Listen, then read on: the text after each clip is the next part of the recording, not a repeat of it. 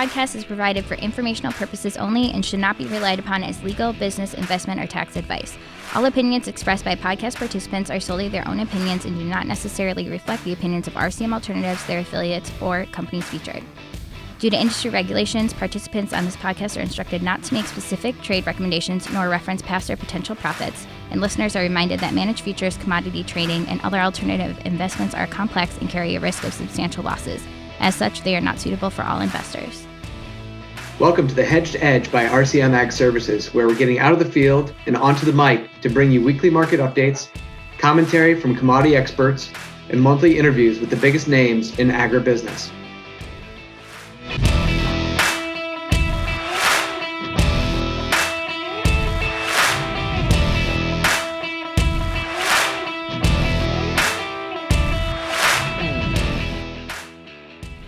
Welcome to the next edition of the Hedged Edge. I'm your host, Jeff Eisenberg. Today's guest, really extra special, Scott Irwin. Scott Irwin, he is the chair of agriculture marketing in the Department of Agriculture and Consumer Economics at the University of Illinois Urbana Champaign. Scott is a national and international leader in the field of agriculture economics and has been sharing his production knowledge, marketing thoughts, and financial recommendations for nearly 40 years. He's a thought leader, leads the FarmDoc program via the university, sponsored by the University of Illinois, and has a massive platform. In fact, he's actually what many would consider a rock star in the world of Twitter. He's got 22,000 followers, pretty amazing, which in fact has been a way in which we've communicated some. But Scott, welcome to the show. Delighted to be here. Thank you. Well, you and I first had a chance to meet, what do you think, maybe 3-4 years ago in Chicago? Yeah, something like that. Yeah, since then, I've been following you on Twitter. You've got a lot to say about the area of economics and particularly agriculture. And more recently, in fact, you found some interesting information and data about feral hogs. I mean, come on, what is a feral hog, and why is it that there are so many of them running around our country? Right. Well, a feral hog is literally just a wild hog. Okay. And so the source of them are all ultimately domesticated animals that have escaped, or people. There was a craze a while back, for people having pet pigs, and some of those got let loose. And so, the natural arithmetic of swine reproduction is pretty amazing. One female sow can have, maybe 2 or 3 litters of, in the wild, I don't know how many pigs they have, but 10 to 12 at least. And so this population can just explode, and turn out that they run in large packs and they're really mean. And so they're hard to control. And I just came across this statistic that the USDA had recently estimated that there were 6 million of them in the southwest and southern part of the US. And I was just stunned. I mean, that's a huge number of hogs running around out in the wild. And then, of course, It just kind of went viral. And then all these stories, people started contributing about, 400-pound sows getting run over in suburbs of Houston. Stuff and then videos, right? People, you were saying hunting them at night. I mean, crazy story. Yeah, it really was. So, that's just the kind of thing to try to keep my Twitter feed interesting. If I find something like that in ag, I like to have that a break from the heavy duty economic stuff I do 99% of the time. That's right. Yeah, I mean, agriculture has so many different facets to it. The data can be overwhelming, and so I appreciate the lightheartedness of it, and kind of dovetails a little bit into what we're going to talk about today, which is really going to be talking about agriculture. Yes, 2021, it's the end of the year. It's natural to want to talk about the next year. But you've already done a great job. Last week, you guys hosted a 2021 grain, corn, soybean, and wheat outlook, which you can find on FarmDoc, University of Illinois FarmDoc, and we'll put that in the show notes. So rather than recast the work that you did last week, I want to talk a little bit about the future of agriculture, the future of agriculture marketing, and some of the impacts that are happening around the world with the world agriculture supply. And this feral hog story ties in because you got me thinking, and about China, and I went out and pulled out a piece of data to tie into your 6 million in the U.S. There's actually 33.5 million of these hogs in China. Okay. No, it's so many that I can't even fathom that many wild. I know China's a big country, right. but still. So as we get on to the meat of today, we're going to talk a lot about China, what they've done in terms of agriculture purchases, what it may look like into the future. But just for everyone's benefit, if you wouldn't mind, a quick background as to why it is that you've done what you've done. Why do you have so much passion for agriculture? I mean, you've been doing this 20 years with the University of Illinois. You mentioned you're at Ohio State, which, obviously I'm an Ohio guy, so we've got a little bit of a banter there. But, give us a quick sense. Why is it that you do what you do? Really would love to kind of dive in there real quick. Sure.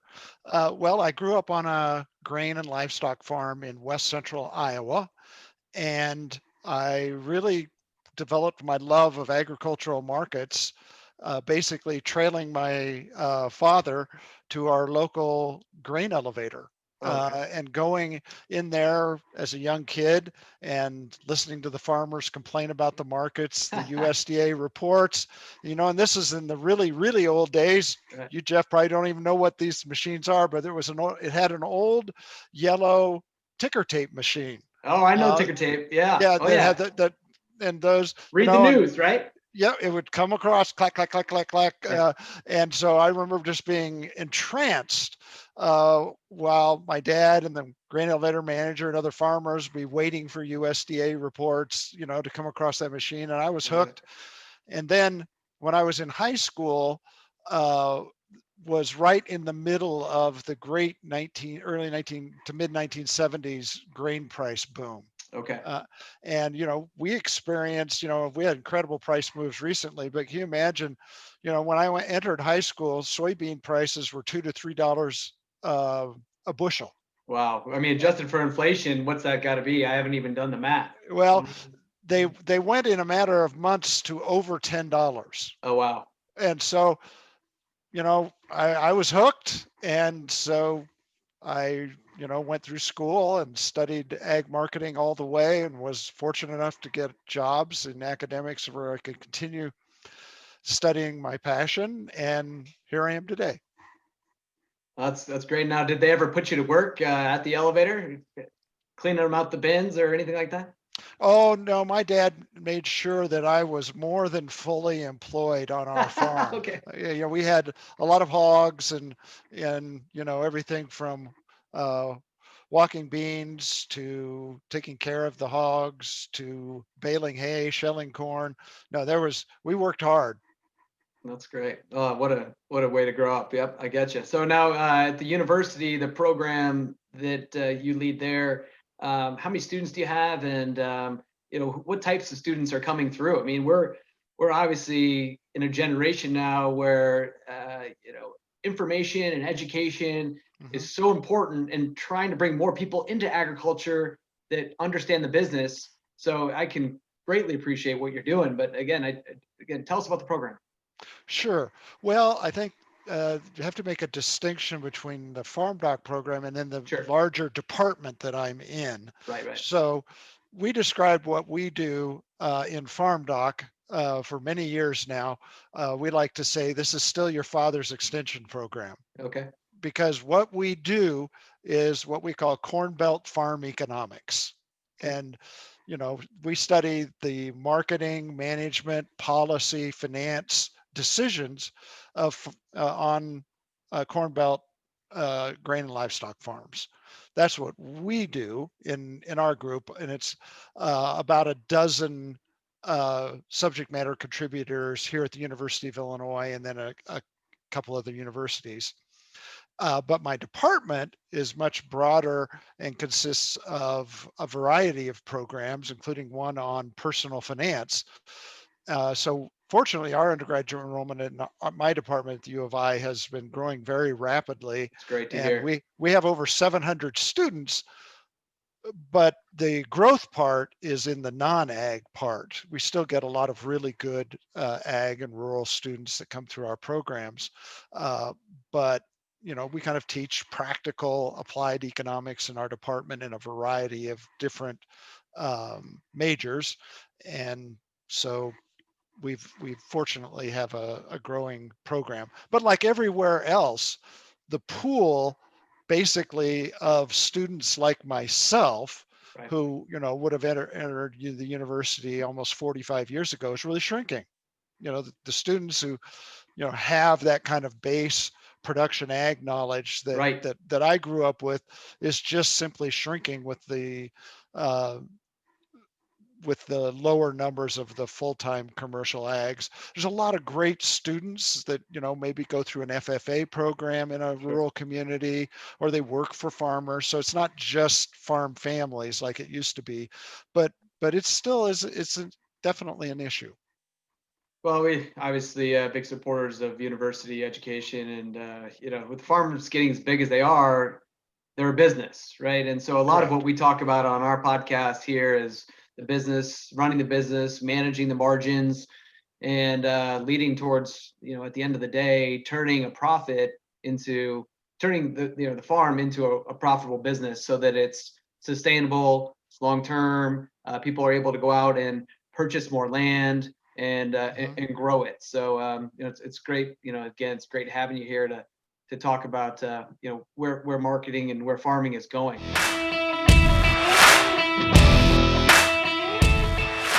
Great. Well, let's just jump in here.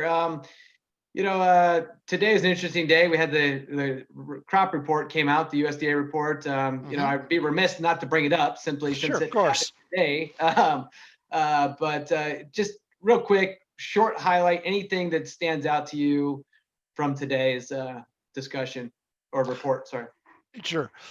To me, what the number one thing that stands out is that the USDA stood pat on their soybean export projection for the 2021 marketing year at 200 million bushels, 2.2 billion bushels. And, I think that surprised a lot of people in the market. Either the USDA is being cautious given the exports that have been shipped plus the sales that are on the books. I mean, we're almost 90% of the way to that figure. Right. So either that the USDA is being cautious and conservative, or they're concerned about some cancellations in the booked sales Right. There's been moving rumblings, forward. rumors that shook the markets Right. a couple weeks ago. Yeah. Yeah, but even with that, I think it's inevitable that that number has to go up. I mean, even if we get some cancellations, surely we're going to have some new sales over the last, 7, 8 months of the marketing year. Yeah. You have to So, think so. Yeah. and The so one. Yeah. Go I ahead. think that number, but I understand probably what the USDA analysts are thinking is, my goodness, if we had anything that, there doesn't seem to be any evidence that domestic crush is slowing down. Right. And, we're getting really close to projections of pipeline stocks. And so, doesn't seem like anybody's slowing down. And if we keep adding 100 or 200 million bushels to exports, all of a sudden you're to an unrealistically low ending stocks number. Right. Which And so, becomes concerning heading into the winter, right? Because here we go, we get some massive freezing of the rivers or something else, get some problems. yeah, and so I'd say that one is the most interesting, and I think that they were probably a little bit more on the positive side for their South American soybean and corn production estimates than some in the market expected. And there's just still a lot of uncertainty about what the early dryness really means for their production levels this year. Right. It's So raining in the rainforest, but where the crops are grown is a question still, right? Yeah. right, and so those would be the two things that stick out to me. Interesting. That's good. No, thanks for that. I think your comment on exports was the piece that I took away was, export commitments was interesting because 30.4 million tons commitment to China versus last year 9.8 million. It just seems astronomical. So it's interesting, Right. how much they bought and how fast, and clearly the corresponding price moves may be an indication that's of all this. Maybe the USDA has information that the price has now gone up from some of those early sales the Chinese are going to sell. Right. Yeah. They're going to start trading. Yeah. Trading Yeah. physical grain. Wow. That's good.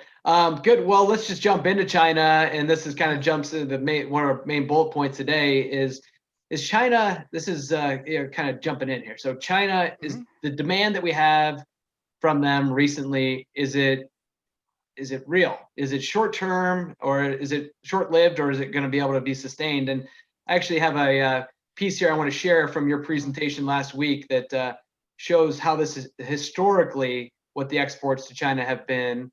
Imports to China have been. Let me pull it up here. Okay. Just as a frame of reference for everyone. Now, Scott, remember, I'll tell you that some people will be watching on YouTube and other people will be listening. So we may have to describe a little bit more about what we're seeing on this screen. But as we start to look at this, you showed this, you put this in your presentation. This is the China corn imports to China, the projections. And clearly we see back in 2000, it was very, very limited. And then as time went on, we started to see increase. And this curve is not even a curve. It's it's straight to the upper right hand corner of the chart. So I guess that begs the question is, how much more can they do, and does this start to plateau over time, and does it impact demand? So right. Well, the particular chart that we showed in our presentation, what's interesting about that is basically, is this an example of Charlie Brown and Lucy and the football once again? Because the chart that you're showing was made in 2014. Oh, okay. So several times the USDA and the market in the last 10, 15 years have got very excited about the potential for the U.S. exporting corn to China, going to the moon, and it has never materialized. And so that's the pattern, is that China is a residual buyer, and then that gets overgeneralized into the future. And so that's the question now for the corn market, is their demand that we're seeing this year, the USDA says 13 million metric tons total Chinese demand for 2020-21. Their ag attaché has been saying 22 million, whatever it is. But the real question is, okay, what's it look like in the longer run? I think the way I look at it is it's kind of between the Charlie Brown and Lucy scenario and what we've just experienced. I think China's, given the rebuilding of their hog herd, yes, and their natural limits on corn production, I think that they're probably going to be a larger importer of U.S. feed grains than they have been in the past. But paint me on the skeptical side that the to the moon projections are going to actually come to fruition. Got it. And that makes sense. That makes good sense. Yeah, you mentioned the hog rebuilding, and we'll kind of discuss that. I mean, the is that how you say it? Muyan new facility that they just built, the largest in the world. 2.5 million hogs a year they anticipate running through there. I guess we all now know where the corn they've been buying is going, right? Well, right. Well, one of the mysteries, of course, that makes projecting anything inside China in terms of feed grain demand is, what in the world is their true quality stock level? Right. Probably the degree of waste and spoilage in their stockpiling of corn could boggle the imagination, because they clearly, as they raised their domestic support prices post 2007, they built up mountains of corn. Right. And what we've never known is how much of it ever ended up being usable. And right now, that's a good question on both soybeans and corn, is how much is going into current consumption Right. and how much of it is being stockpiled. And the truth is, nobody really knows. And that's the big question, right? How much can we really trust the information that comes out? And it's scary to think that long term we're making our own decisions based upon markets. Yet we what market prices are today tied to information coming out of China, which ultimately it's skeptical. So yeah, so I think the charts that you have up right now are really actually quite helpful. In that sense. On corn, I think China's going to be a bigger player in the world export market going forward. As you tied to their production, tied to increased production. Right, but I think that it will be more related to years when they're short. Right. They'll buy a lot more. Compared to soybeans, they have really not invested anything in really pushing domestic production of soybeans, and they're tied to the mast there. I think the trends that you see there are going to continue in the future. The question on soybeans is not so much, I think, the size of Chinese import demand, but who gets the growth? Right. Is it the US, South America, right. Ukraine, Russia, India, other places where soybean production is growing? Well, you have production that's happening all over the world, and that also spins into discussion about their yield growth, which you guys also published in this same article. And again, you've seen the United States yield growth increase over the years. In this chart here, we're looking at back in 1990 for corn, 120 yield average to now trend lines up, 180 or so. But in China, over the same period, 30 years, they've seen increased production in yields. Looks like maybe what's that, 70 or so, up to where we're at now in the closer to 100, maybe 95. Correct. Yield on the corn. Now, that are they going to get better at producing corn, much like we have? And is that going to impact their supplies from that consideration? Well, the interesting thing to me is that you look at that trend, it's been very steady, but post 2007, it didn't really pick up when they really boosted their internal price supports for corn. It seemed kind of impervious to that. So if it's lacking any other information, I don't see that their yields are going to suddenly jump. Maybe the only X factor there would be if they'd suddenly change their internal policies on GMO seeds. That probably would help some. Right. But you're talking about largely really smallholder production. Right. And so, their production is going to be more of a function of the land area planted and the weather than I think any kind of boosts in yields like we've seen in the US in the last decade. Right. I mean, we had this year in China, they had the Yangtze River flooding situation. The Three Gorges Dam nearly broke, and millions and millions of crop acres were destroyed. And so their weather ultimately isn't as favorable as ours, at least to this point. And they may expand their agriculture regions. They may strip more land and till it. Well, I guess we'll find out. Yep, exactly. But I think that a projection of recent past trends is still probably the best answer. Okay. So, long term, your kind of assessment is that we're still trending upward in terms of the actual demand from China. The slight uptrend in yield from them is likely, but not anything too substantial. Not going to see jumps in the charts from 100 bushel corn to 180 like ourselves without massive change. So No. And at the end of the day, let's all just remember there's no fewer people in the world showing up, right? So there's Correct. constantly going to be more and more Chinese and more people, which means there's a shortage of protein in the world. So, okay, yeah, it's yet to be determined, but long term, your feeling is sustained demand out of China is likely there. Plus, then I guess the last question this segment I'd ask would be, how do you think U.S. domestic policy with the new administration is going to support or deter the direction of which we export to them?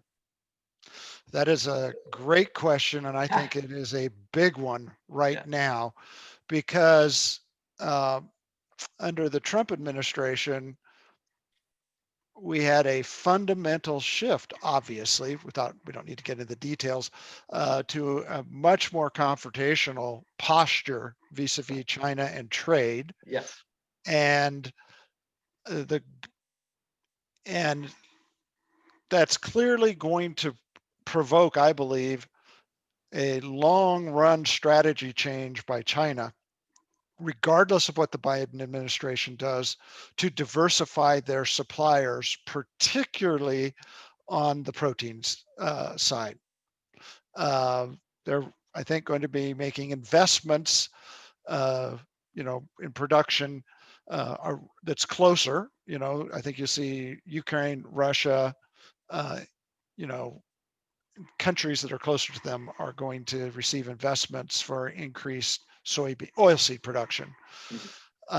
So that's I think, regardless of what the Biden administration does, that's I think baked in the cake now.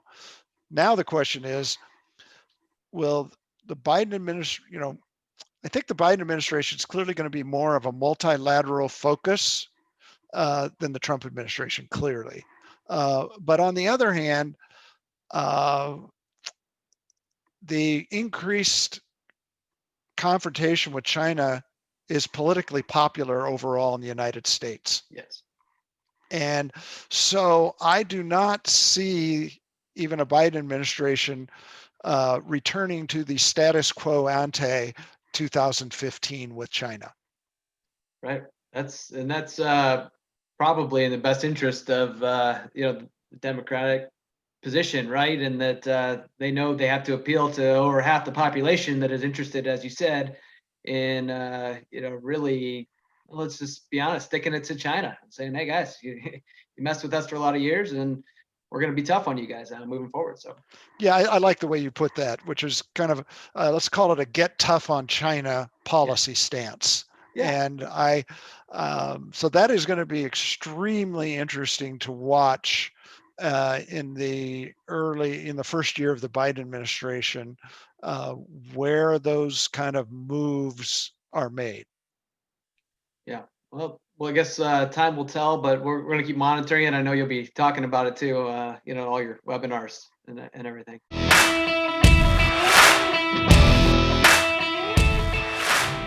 Let's move on here a bit, talking about price and where prices, have been and where they kind of go. You guys, again, I'm going to pull it up just because it's you just published it.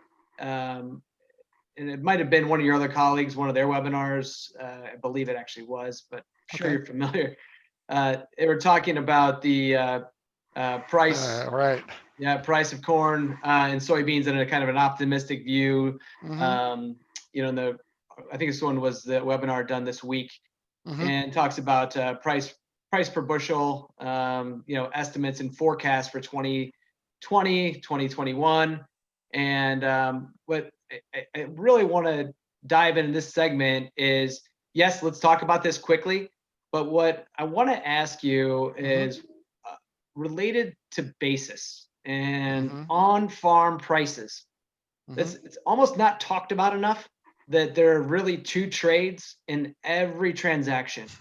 Every farmer knows it, but does he, how does he think about it? You've got the futures price, and then you've got the local area basis. And the local area basis changes all across the country for many, many reasons. And when we start talking about basis here in a second, I want to bring up a point that I believe that basis is effectively almost like the dark pool of the grain trade as it relates to securities. It's something that's so obscure, no one really knows what the price is going to be. Mm-hmm. So I want to ask you about these price projections and how they incorporate futures and basis. And then let's dive into what your opinion is on how we can really best manage this basis dark pool. All good questions. These projections were made by my colleagues Gary Schnittke and Dale Latz, and they were based on East Central Illinois new crop forward contract bids. Okay. So that's forward contract bids. Got it. So that's where these numbers come from. At the time, these are kind of rounded numbers that they were seeing. They always tend to be a little conservative. I know they were actually a little higher than that but they always like to be a little conservative. So there's a new crop basis projection from the new crop futures in 2021 and for corn and soybeans that are incorporated in these projections. Included, right? So right now the futures price is in the forward contract I don't have in front of me. I think it was 405 or something along those in the December futures. I'd have to pull it up, but right, because it's East Central Illinois new crop futures basis is 30 to 40 cents will usually catch it. Under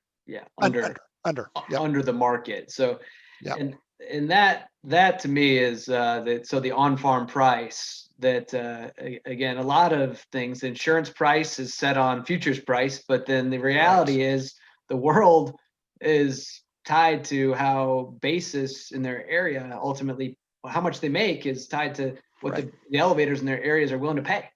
Correct. Or the end buyer. Mm-hmm. Absolutely. I mean, and so it is obviously best to think about the futures as setting something like a national average price. It's not exactly true. And then your local cash price will be a system of differences from that. And so then the question is, what are the factors that drive those differences?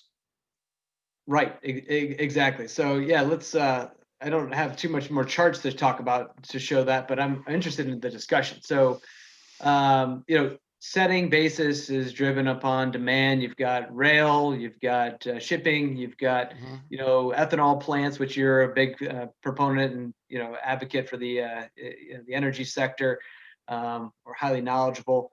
All these things drive how much corn or beans are bought up in local areas. But the difference is wide. I mean, you just mentioned 30, 35 under in Illinois. Earlier this year, some of our colleagues in South Dakota were, I think, 60 or 70 under. Mm-hmm. Whereas today they're closer to 30. But then we've got other farmers that we just secured bids for customers this week at 62 over, down into in Western Kansas. So the futures price is supposed to be a place where people can discover price and mitigate and manage risk. And the reality is, yes, you can do that. Yes, we help people do that. Yes, you help people do that. But I think, and a question for you is, as we move forward into the next generation, the next years ahead, how can we bring greater transparency to the basis market and greater capabilities for producers to actually hedge that piece of the business more effectively? And I'd love to hear your thoughts on this. Well, I'm going to go back to the basics of one of my mentors, Tom Hieronymus. Okay.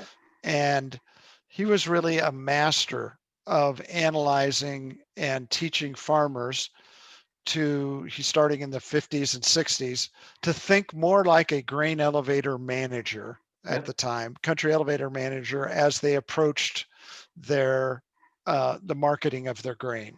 And I think we simply need to continue that kind of orientation at the same time recognizing that while there are gains to be made, I agree, in terms of farmers as merchandisers, and as as they get larger, at the really large commercial farms, they effectively do become small country elevators. Yeah, the on-farm storage graph, if I had it here, it would be left to right, and it's just growing, right? People are becoming their own.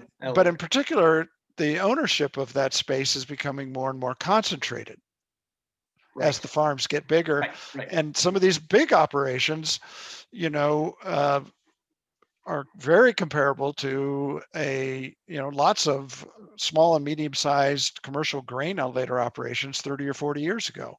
Right. So they're naturally going to be integrated in a sense more forward downstream into merchandising from the production. So we just have to keep, the thing is there's no, because of that diversity of local supply versus local demand, there's never going to be a one-size-fits-all strategy on basis. It can't be by definition. So you have to do what the grain merchandisers and the grain companies do. They exhaustively are tracking local supply, local demand, what's going on in areas around them, which might pull or push supplies into their areas. And it's probably an area that I don't think we've maybe pushed enough in our colleges of agriculture and programs like FarmDoc. We really haven't had the personnel to do that. But I do agree that I think that that's a frontier that a lot more work should be, and I hope we can contribute to that through FarmDoc in the future.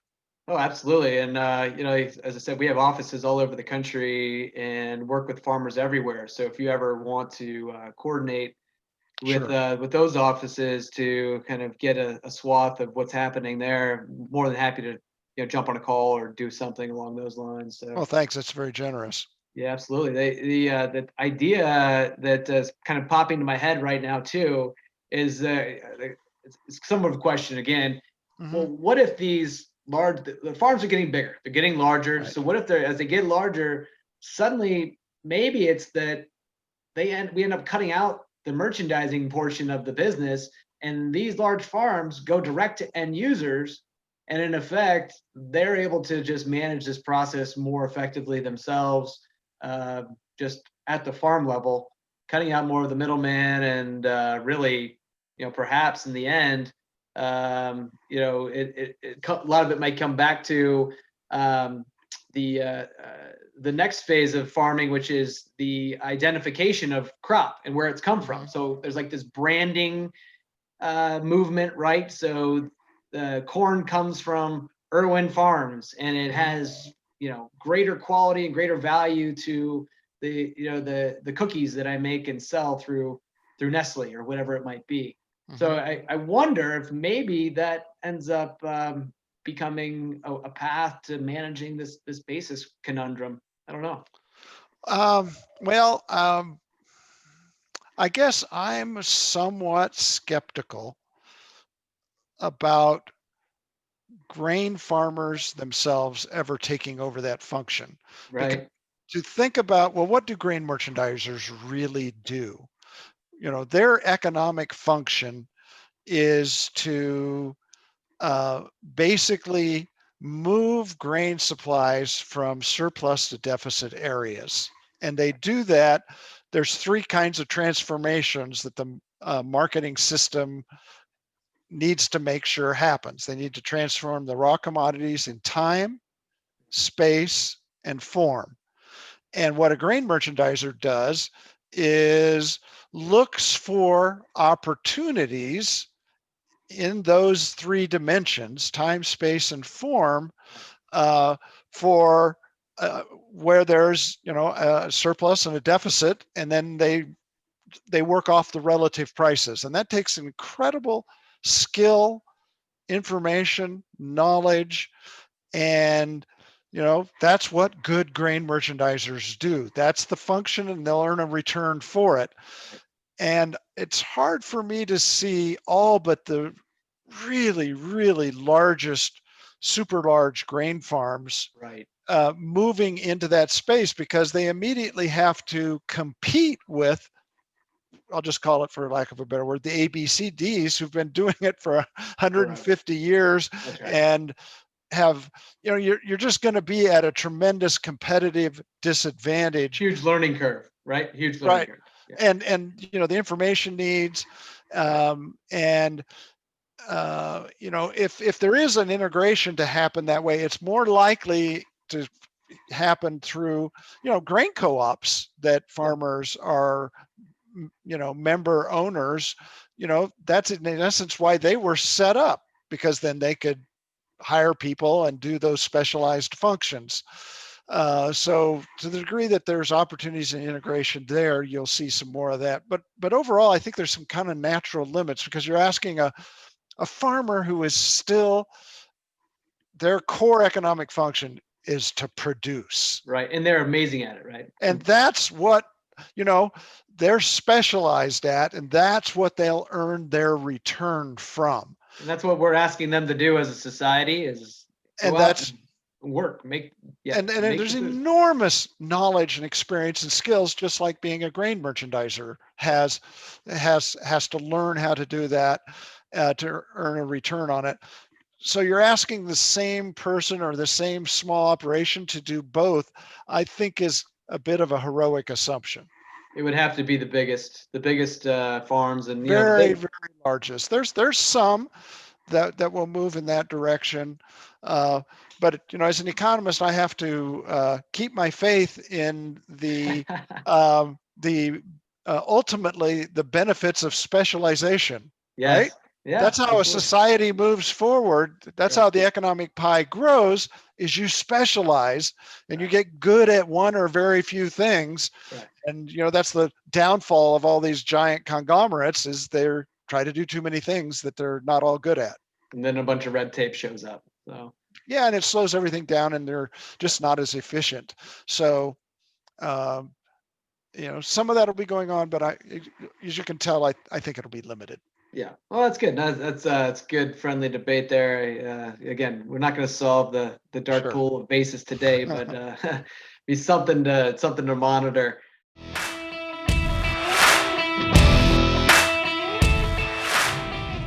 The one thing that we can track and go look back on is farming innovation. That kind of the last segment here before we wrap things up. Innovation has been phenomenal. We've seen massive growth in terms of yields, like we just described and showed again. And I found this on Twitter today. Actually, I wanted to share with the group. Give me 1 second. Pull up the wrong one. It is a picture. I don't know if you saw it. Give me a second. It is a picture of what corn looks like in its natural state versus the modern cob. Yeah. Did you see this one, or have you seen it recently? It's unbelievable. I have seen that. If I can just add one, it's very interesting. There's a whole academic field of study, mainly in anthropology, trying to trace through the history of corn and its role on civilization, which is extremely important. Right. But technically speaking, a lot of people think that corn comes from that teosinte wild plant, but the truth is they don't really know. To this day, we don't really know how modern corn was really ever bred. The most miraculous plant in the history of civilization. We don't know where it came from. We really don't know where it came from, and we cannot trace it back. Wow. We think that it was something like this, and nobody knows who saw the original mutation, because there you see the kernels are up in the tassel, how this thing ever, turned into something that produced a cob and seeds, down further on the plant and then started exploding in production. Nobody really knows. Right. So for those of you who are listening versus watching, I mean, the plant here on the right is looks like something you would grow in your backyard that you would probably toss away as a weed. And then we have the modern day corn cob, which, we all know and pick up at the store, you see out in the field for the field corn. But just we've seen massive technological advancement, clearly assuming that this is a legitimate transformation, this picture. But in general, we know that the yields have been astronomical and grown unbelievably. So I guess the question here for this last segment is, we've seen massive amounts of innovation in the world of seed, chemical, machinery innovation that have led to that first chart that we showed earlier on, which was the trend line yield growth, across the U.S. and now happening in other parts of the world. And actually, I did have this one chart here that you guys published for this as well that I'll show you. Should go. That shows it going back to 1960. So this is the this was from your August, I believe, webinar that you hosted. It's showing trend line yield growth of corn from 1960. It was in the, call it 60 bushels an acre to today we're 180 or so. So again, we've seen massive innovation in technology, seeds that can grow during droughts or limited water supply, the fertilizer and chemical side of the business, which we're not going to, conquer today. But I guess the question for the rest of the, this piece is, what do you think is going to be the next biggest thing in agriculture from a technological or advancement? We've come so far. What more can we do? Can we get to 200 bushel yield corn? What's it going to take to get there? Again, those are kind of the thoughts. Yeah, I think from what the technological platforms that we now have in place, oh yeah, we will. It's just a question of time. In 10 years, we'll be close to 200 bushel national average trend yield for the U.S. I don't see any reason. There's just nothing that's showing up yet that indicates that our breeders have run out of tricks. Right. And they're the advances in big data and bioinformatics and their ability to extract and quicken the pace of breeding, genetic breeding improvement on top of inserting traits. All of that revolution is just going to keep going. And so I don't see that as changing. I don't know that I see anything on the horizon that would say that, all of us, in 10 years, we're going to be at 250 bushel an acre US average. I don't see that. I'm going to hold you to it right now. You just said no, it. I don't see that.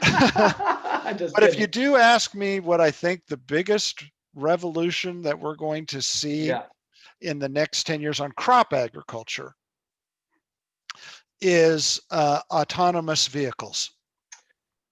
I love it. This is, one of, the combination of autonomous, field robot machines plus artificial intelligence plus, sensors, I think may do more to revolutionize crop production agriculture than anything we have seen in the last 100 to 150 years of science. Because even today, you still have an operator sitting in a machine. Yes. And you're still labor constrained.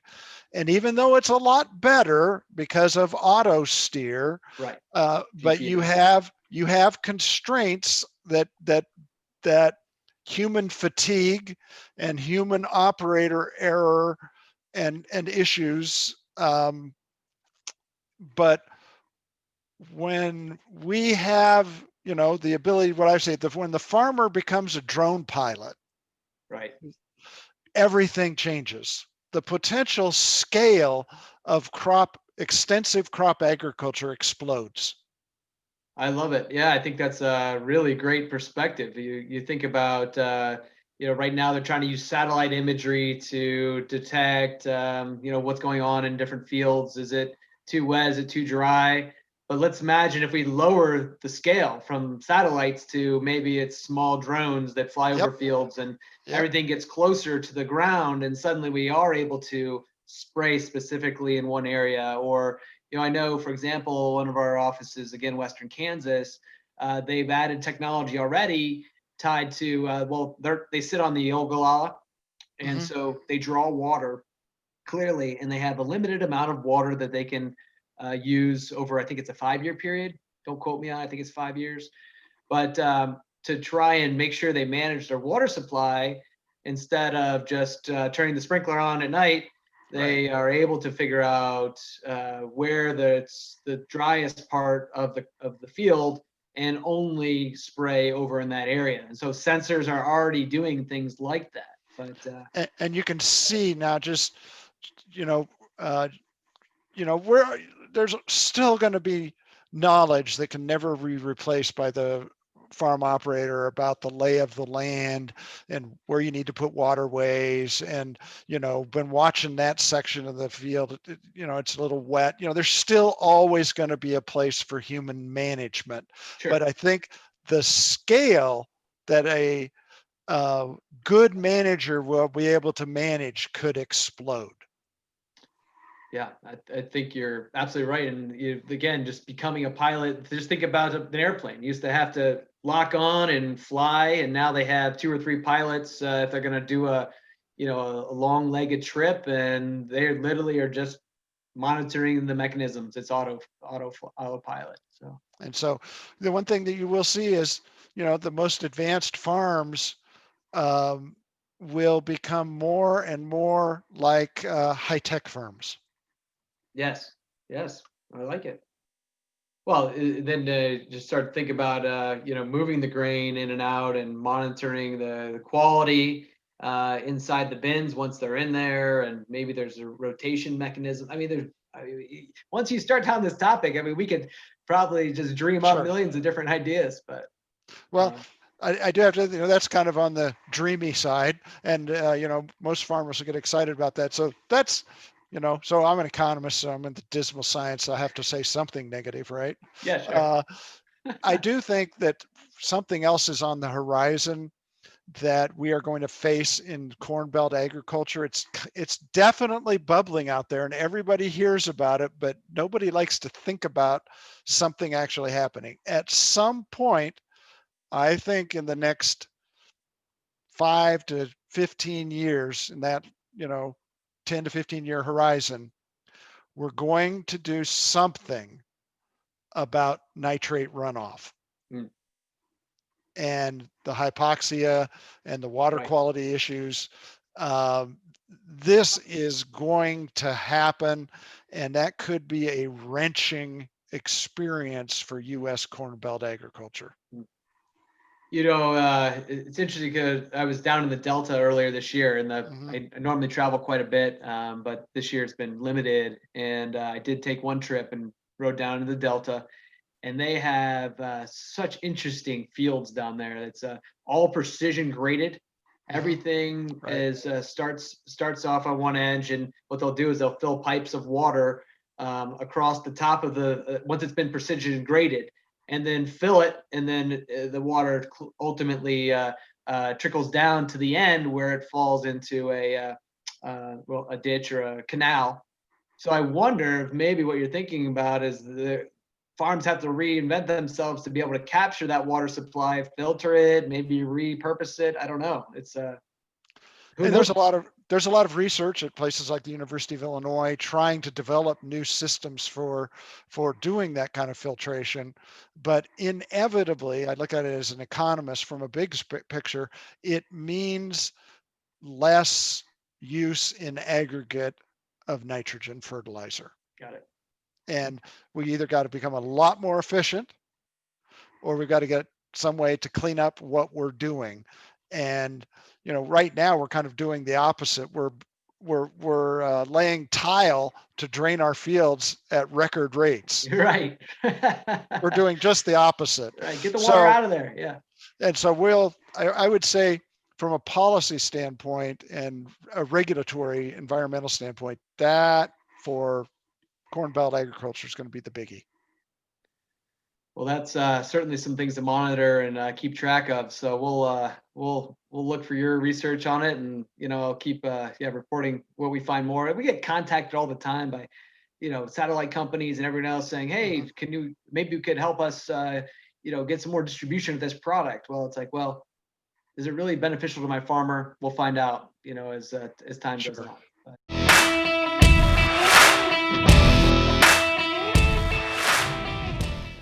All right, well, Scott, we've tapped out our time in terms of the amount of problems that we're going to solve or projections that we're ways we're going to save the world. But before I let you go, I have a couple of rapid fire questions for you. Okay. Lit off the topic. First is, obviously Illinois is doing pretty good here. Basketball beat Duke the other day. That's pretty unbelievable. I mean, Duke's not as strong this year, but anytime you can beat Coach K, that's good. But you haven't faced Ohio State yet. What are you thinking? We get Ohio State, Illinois. Feel like you're probably going to take the win, but what's your projection for Illinois this year basketball? Oh, definitely NCAA bound. Will be a top 4 seed, and we're going to contend for the Big Ten regular season and postseason crowns if we have a full basketball season. Yeah, if we have the season. Yeah, that's all hinged on if. But hopefully there's a vaccine coming and everything. Fingers crossed. Okay. Yeah. No, I wish you luck. My aunt lives there in Bloomington and went to University of Illinois, so she's a fan, and I'll root for you guys. Root for the Big Ten, basically. Oh, I sure do too. All right. So if you had to stay the rest of your life in Illinois or go back to Iowa, what would you do? You got a choice here at some point. You stay as an Illini, you move back to Iowa, the farm. What are you thinking? Oh, it's funny that you'd ask that because my wife and I've had that conversation. And my nephew farms our family ground in West Central Iowa, and I really enjoy that. And I suppose if I have my choice, I'd in my retirement years, I'd enjoy puttering around our family farm. And I'm also have a secret life. I love dirt track auto racing, and I grew up on that. And I would just enjoy. There's a place in Iowa, Knoxville, Iowa, that my family grew up racing, and I like to go there. And I was going to end with one very funny historical interaction. When I was in high school in 1975, I was a decent basketball player, and Mike Krzyzewski was the new head coach at the at Army. Oh, wow. And I actually got a recruiting letter from Coach Krzyzewski in 1975 when he was an unknown, and I was a basketball player in a small town in Iowa. Wow. Is it on one of those frames in the background behind you? Oh, it's someplace in my buried. It was really funny. I mean, at the time I didn't. All I remember is how in the world do you pronounce this guy's name? Yeah. I never talked to him. It was just one of those kind of form letters that they send out for recruiting. Very cool. Hey, listen, maybe one day you meet him and he'll remember that. Yeah, out of the zillions of recruiting letters that he ever sent. Exactly. Let's see. Do you have a favorite ag farming influencer on Twitter that you follow besides yourself, of course? Oh, I really like Karen Brown. Yes. I really make sure to really does a great job. She does fantastic. I really enjoy and track what she's saying in the grain markets. And then I have some of my colleagues that I really follow closely. Seth Meyer at the University of Missouri, and Joe Glauber used to be the chief economist at the USDA. So those are some of the people that I really follow on ag Twitter. That's good. That's good. There's obviously so much information out there, and you got to find the ones that give you the what you need when you need it. And Karen, for sure, even today, with the USDA report, she was constantly getting all the updates out, and I really appreciate that as well. I do. And in the biofuels area, this will sound funny, but by far and away, my favorite follow is a guy that goes by Rennie the Gopher. I'll have to look him up. Rennie the Gopher. All right. I don't know. It's so funny. We've been going back and forth for at least 5 years, heavily on Twitter, and he's some kind of oil trader who has to be anonymous. Yeah. And he obviously trades RINs, Yes. the RFS, and that's where you get Rennie the Gopher. Rennie the Gopher. And he's extremely knowledgeable about the RFS and RINs trading. That's good. All And right. so he's my main follow on biofuels. And he is also, I believe, one of the funniest guys in all markets on Twitter. If you want a good follow, try Rennie the Gopher. Ready to go. All right. Well, we just tagged him here, so we'll get that done. All right, Scott. Well, my last question normally is, what's your favorite extreme sport, if you could do one or could do it in another life? But I think you already answered it. It's the race car, dirt track racing. So, that's unless you've got something else, that's a first for me on the podcast. Yeah, I expect if I really had my dream would be to be able to take a lap in a sprint car at 140 miles an hour at the Knoxville Raceway. Yes. Just experience that thrill of a lifetime once. Love it. That I'd really enjoy. That is, yes, sign me up. I'm happy to get on board. Obviously, I'm kind of an adrenaline junkie at that point. Yeah, let's go skydiving sometime. That'd be all right. Yeah. All right, Scott. Well, thanks for your time. If people want to check out FarmDoc, what is the best web address to go? Just search FarmDoc. I'm sure it'll come up. But right. Well, we have 3 websites in our FarmDoc family: FarmDoc, FarmDoc Daily, and Farm Policy News. They're all linked at the top bar, and so you can just search in any search engine for those 3 terms, and you'll get there fast. Sounds great. Well, we'll put it in the show notes. And again, can't thank you enough for taking the time with us today. I thought we really covered a lot, and hopefully we could do this again sometime. Oh, I really enjoyed it. It was really enjoyable, Jeff. So thank you for inviting me. Yeah. All right. Great. Thanks so much. We'll talk to you soon. Enjoy the rest of your week. Hey, you guys too. Take care. Thanks.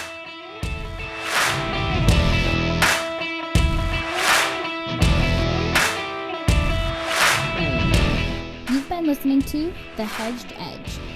Links from this episode will be in the episode description of this channel. Follow us on Twitter at ag_RCM, like our Facebook page under RCM Ag Services, and visit our website, read our blog, and subscribe to our newsletter at rcmagservices.com. If you like our show, introduce a friend and show them how to subscribe. And be sure to leave comments. We'd love to hear them.